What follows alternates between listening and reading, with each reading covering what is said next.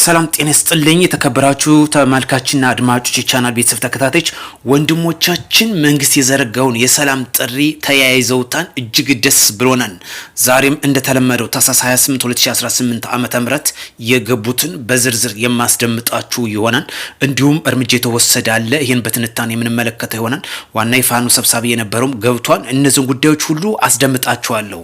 ላይክ እና ሼር ማድረጋችሁን ግን እንዳትረሱ እያልን ወደ ቀዳሚ መረጃችን ከማለፋችን በፊት አርስቶችንም የማስደምጣችሁ የሆነ በሰሜን ወሎ ዞን መቄት ወረዳ ታጥቀው ሲንቀሳቀሱ የነበሩትን እነዚህን በትንታኔ የምንመለከታቸው ይሆናል። እንዲሁም በሰሜን ሸዋ ዞን በሸኔለም እርምጃ የተወሰደ አለ። ይህን ጉዳዮች ማለትም በምዕራብ ሸዋ ዞን ማለት ነው የተወሰደ እርምጃ አለ። ይህን ጉዳዮችም የማስደምጣችሁ ይሆናል።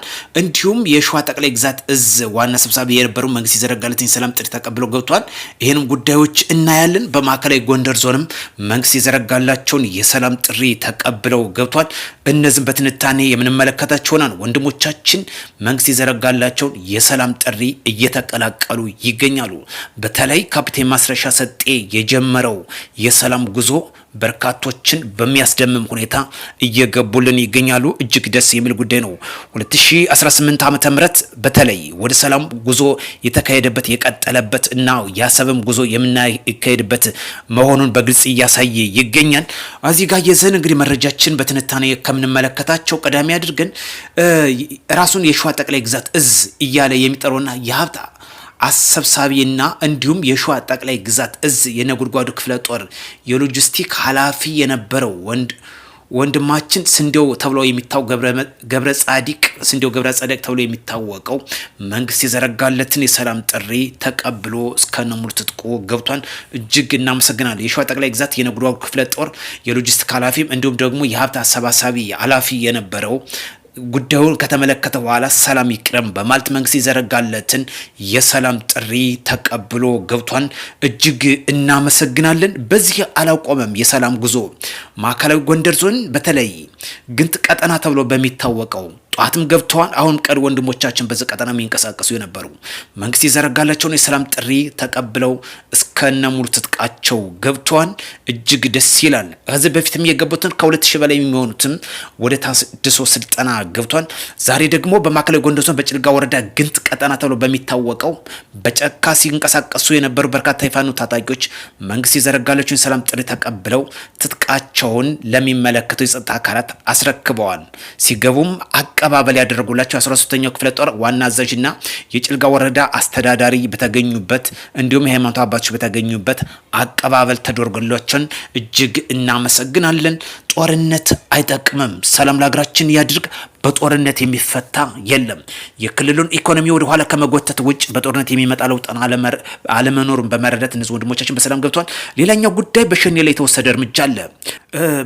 በተለይ በምዕራብ ሸዋ ዞን ታጥቆ ሲንቀሳቀስ የነበረ የሸኔ ቡድን ላይ የተወሰደ እርምጃ ነው። በማዕከላዊ እዝ ዋልታ ክፍለ ጦር በምዕራብ ሸዋ ዞን ኢሉ ጋላን ወረዳ ሲንቀሳቀስ የነበረው የሸኔ ቡድን ላይ በተወሰደው እርምጃ እሱ አጠራር ወይም በሸኔ አጠራር ማለት ነው ምክትል አዛዥ የነበረው ዋና አዛዥም የነበረው ብረግ ጨምሮ በርካቶችን እርምጃ ተወስዶባቸው በተለይ የዋና አዛዥ የነበረው የሸኔ ጂክሳ ሳዲሳን ተብሎ የሚጠራው ጨምሮ ማለት ነው 23 የሚደርሱ የሸኔ አባላትን መደምሰሱን የተገለጸው። በርካቶችም በምርኮኛነት መልኩ ገቢ ተደርጓል። ሲጠቀምበት የነበረውን የመሳሪያዎችም በምርኮኛ መልኩ ገቢ ተደርጓል። በተለይ ምዕራብ ሸዋ ዞን ዋና ኢሉ ጋላን አድርጎ ሲንቀሳቀስ የነበረው የምዕራብ ሸዋ ዞን የዋልታ ክፍለ ጦር በወሰደው ህግ የማስከበር ዘመቻ አሰናብቶ ቀሪዎችን ሲጠቀምባቸው የነበሩ የሎጂስቲክም እንዲሁም የሸኔ ታጣቂዎችን በምርኮኛ መልኩ ገቢ አድርጓቸዋል። እናመሰግናለን። የሀገር መከላከያ ሰራዊታችን ደጀናችን ህግን እያስከበረ ይገኛል። የሸኔንም የፋኖንም ሰላምን አሻፈሪ ባለው ላይ ህግ የማስከበር ዘመቻውን እየወሰደ ይገኛል። ለሰላም ቅድሚያ ለሰጡ ደግሞ እየተቀበለ ይገኛል። ሌላኛው ጉዳያችን እዚህ ጋር እያይዘን ከምንመለከተበት በሰሜን ወሎ ዞን መቄት ወረዳ ተብሎ በሚታወቀው ታጥቀው ሲንቀሳቀሱ የነበሩ በርካታ የፋኖ ታጣቂዎችን መንግስት ያቀርብላቸውን በዛሬው ታህሳስ 28 2018 ዓ.ም ተቀብለው ገብተዋል። አቀባበል ያደርጉላቸው የሰሜን ወሎ ዞን ገቢዎች መምሪያ ኃላፊ አቶ አወቀ ደሳለው እና የሰሜን ወሎ ዞን ሰላምና ጸጥታ መምሪያ ኃላፊ ፈለቀ ጌትነት፣ የሚቂት ወረዳ ዋና አስተዳዳሪ ዋጋው መንበር፣ በሀገር መከላከያ ሰራዊት 47ኛ ክፍለ ጦር ሬጅመንት አዛዥ ሻምበል ሲሳይ ኤፍሬም እና የአድማ መከላከል 19ኛ ሻለቃ አዛዥ ኢንስፔክተር መኮንን፣ የወረዳው ስራ አስፈጻሚ እና የጸጥታ አመራሮች እንዲሁም ባለድርሻ አካላት በተገኙበት አቀባበል ተደርጎላቸዋል። ለሀገራችን የሚያስፈልገው ሰላምና ሰላም ብቻ ነው። እነዚህ ከፍተኛ አመራሮች የሥራ ኃላፊዎች በተገኙበት አቀባበል ያደረጉላቸው ለሰላም ምን ያህል ከፍተኛ ቦታ እንደሚሰጠው ነው። እያንዳንዳቸው መግለጫም ሰጠዋል። ለሰላም ዋጋ ያለው ከፍተኛ ነው። የክልሉን ኢኮኖሚ ከመጎተት ውጭ በጦርነት የሚፈታ አለመኖሩን በመረዳት ወደ ሰላም ፊታችሁ ስላዞራችሁ እናመሰግናለን እያሉ አቀባበል አድርጎላቸዋል። የታጠቁ ወንድሞቻችንም ፊታቸውን ወደ ሰላም ማዞራቸው ለክልሉ ትልቅ አይነተኛ ሚና የሚጫወት ነው። ሰሞኑን በርካታ ታጣቂዎቻችን ወንድሞቻችን መንግስት የዘረጋላቸውን የሰላም ጥሪ እየተቀላቀሉ ይገኛሉ። ሸኔ ታጣቂዎችን በተመሳሳይ መልኩ በወለጋ ታጥቀው ሲንቀሳቀሱ የነበሩ በርካታ የሸኔ ታጣቂ ወንድሞቻችንም መንግስት የዘረጋላቸውን የሰላም ጥሪ ተቀብለው መግባታቸው ይታወሳል። በአንጻሩ ደግሞ የመንግስት የሰላም ጥሪ አሻፈረ ባሉት ላይ የህግ የማስከበር ዘመቻው በሁሉም ቀጠና እየተወሰደ ይገኛል። መንግስት ትልቅ ራዕይ ከሰነቀው የሀገራችን ብሔራዊ ጥቅም ከሚያስከብር ዋነኛ የአሰብና የቀይ ባህር ጉዳይ ነው። እናንተ በሰፈር የምታደርጉ ሹኩቻ ወንዝ አያሻግርም። ለዚህ ደግሞ መንግስት የዘረጋላችሁን ሰላም ጥሪ ስለተቀበላችሁ እናመሰግናለን።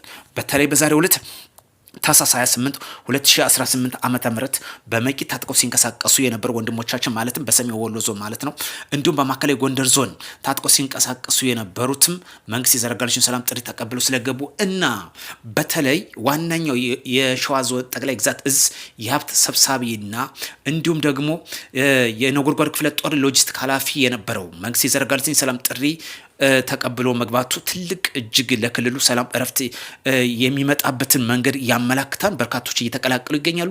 ቀሪ ወንድሞቻችንም የነዚህ ፈለግ እንዲከተሉ ማሳሰብ እንፈልጋለን። ለሀገራችን የምትፈልገው ሰላም ብቻ ነው። ጦርነት ኢኮኖሚንና የሰው ውድ የሆነ ህይወት ከመብላት ውጭ የሚያመጣው ለውጥ አይኖርም። ይህን ደግሞ በቅርብ ተረድታችሁ መንግስት የዘረጋላችሁን የሰላም ጥሪ ስለተቀላቀላችሁ በዛሬው ዕለት እጅግ እናመሰግናለን። ቀሪ ወንድሞቻችንም ይህን ፈለግ እንደሚከተሉ ሙሉ እምነታችን ነው። ከሻቢያ ጋር ተላላኪ መሆን አይጠቅምም። የባዕዳ ተላላኪ አስፈጻሚ በስም አማራ እየማላችሁ በስም ኦሮሞ እየማላችሁ የክልሉን ኢኮኖሚ የምትዘርፉ ይብቃ፣ ተመለሱ። በርካቶችን የምታግቱ ግልጽ ነው፣ መኪና የምታቃጥሉ፣ መንገድ የምትዘጉ ይህ የአማራ ትግል ከሆነ የቱ ጋኑ የአማራ ኢኮኖሚ ወደፊት የሚገሰግሰው? ክልሉን በኢኮኖሚ እያወደማችሁ እየዘረፋችሁ እያቃጠላችሁ የባዕዳ ተልዕኮ አስፈጻሚ መሆናችሁን በግልጽ የሚያሳይ ጉዳይ ነው።